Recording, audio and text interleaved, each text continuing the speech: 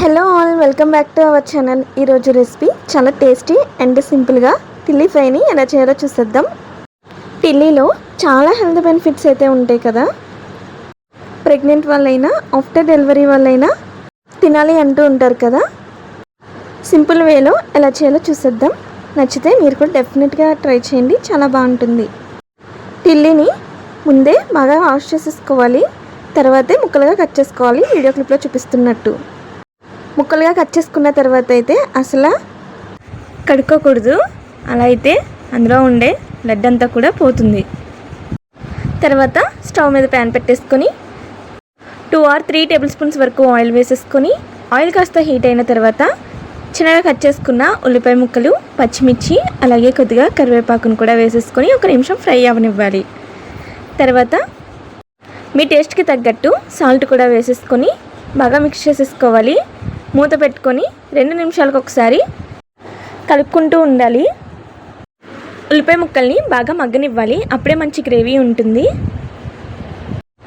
ఇందులో ఎక్స్ట్రాగా మసాలాలు ఏమీ వేయట్లేదు. ఇలా వీడియో క్లిప్లో చూపిస్తున్నట్టు గోల్డెన్ కలర్లోకి చేంజ్ అయితే సరిపోతుంది. ఇప్పుడు ఫ్రెష్గా దంచి పెట్టుకున్న అల్లం వెల్లుల్లి పేస్ట్ కూడా వేసేసుకోవాలి. ఫ్రెష్గా ఉంటేనే చాలా టేస్టీగా ఉంటుంది ఫ్రై అనేది. అలాగే 1/2 టేబుల్ స్పూన్ వరకు పసుపును కూడా వేసేసుకొని అంతా కూడా బాగా కలిసేంత వరకు మిక్స్ చేసేసుకోవాలి.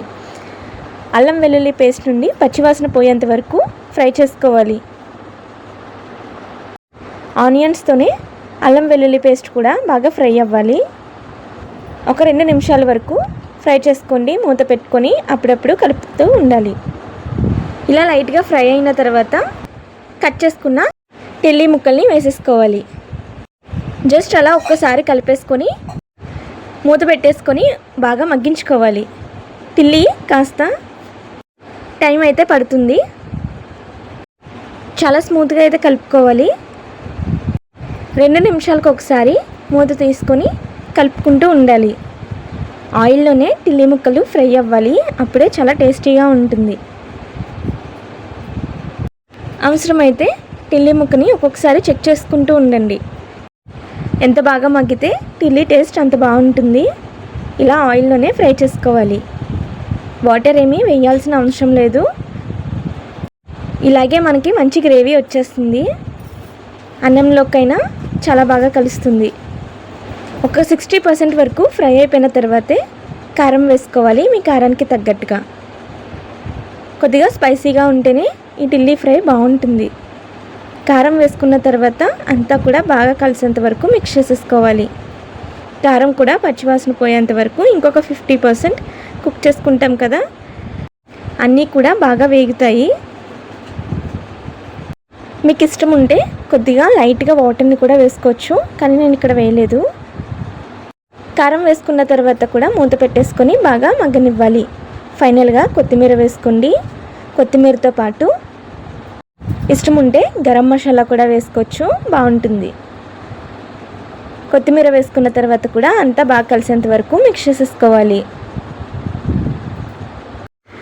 ఈ టైంలోనే 1 టేబుల్ స్పూన్ ధనియాల పొడి, 1/2 టేబుల్ స్పూన్ జీలకర్ర పొడి కూడా వేసుకోండి. అంతే అండి, చాలా టేస్టీగా ఉండే టిల్లీ ఫ్రై రెడీ అయిపోతుంది. చాలా బాగుంటుంది. రసంలోకైనా సైడ్ డిష్గా, అలాగే అన్నంలోకి కూడా చాలా బాగుంటుంది. నచ్చితే డెఫినెట్గా ట్రై చేసేసి మీకు ఎలా కుదిరిందో కమెంట్ చేసేయండి. Thank you for watching. Subscribe for more videos. Until then, bye guys.